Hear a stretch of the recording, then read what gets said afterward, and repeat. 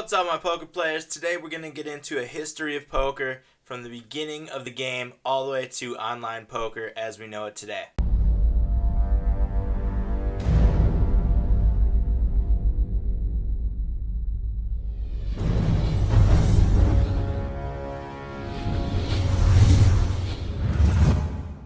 Which game and region poker originates from is up for debate. Some historians believe poker is a direct descendant of the Persian game As-Nas. Some other historians argue that the game is likely descended from the Irish polka, the French poke, or the German potion. It is possible that all these earlier games influenced the development of poker as we know it today.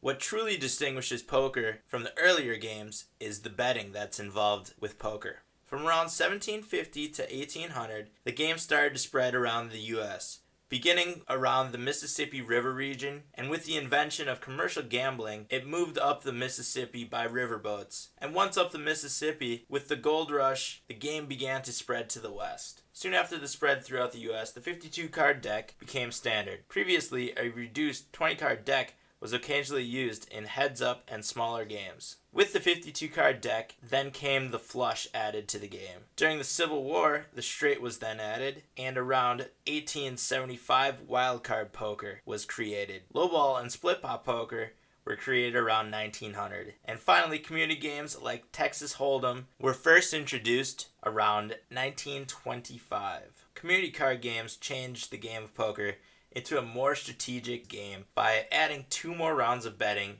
After Texas Hold'em spread throughout Texas, it was introduced in Vegas in 1967 by a group of Texans, including Crandell Addington, Doyle Brunson, and Amarillo Slim. In 1970, Benny and Jack Binion created the World Series of Poker. In 72, there were only 8 entrants.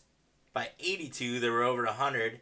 And 92, well over 200. During this time, Doyle Brunson wrote and self-published his book, Super System, which was originally sold for $100. This book revolutionized the way poker was played at the time. A link to this book is included in the video description, which is now available on Amazon for $22. Prior to poker becoming widely televised, the movie Rounders gave the world a view of poker as a lifestyle. This movie is available in its entirety by the links in the video description as well. In 1998, the first online poker game was dealt on Planet Poker. In the early 2000s, poker experienced an incredible surge in popularity due to online poker and TV broadcasts. By 2010, the World Series of Poker reached an incredible 7,319 entrants. What online poker could provide that casinos couldn't were cheap or even free poker tables and tournaments because of the low overhead costs instead of running a brick and mortar casino poker room. From 2001 to 2005, online poker revenues grew from $82.7 million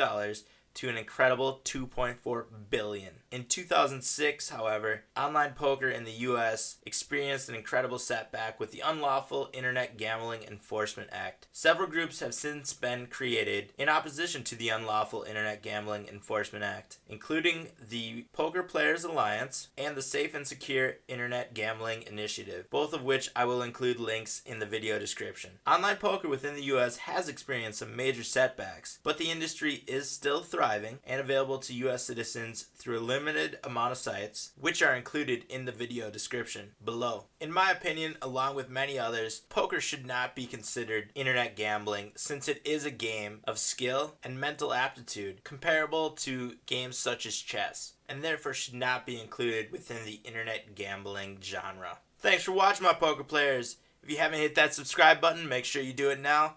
Give this video a thumbs up if you liked it, share it with anyone who might be interested, and if you have any comments or questions, leave those in the comment section below. In the next video, we will get back to the 100K challenge, and I will expand on the evolution of online poker in a later video as well.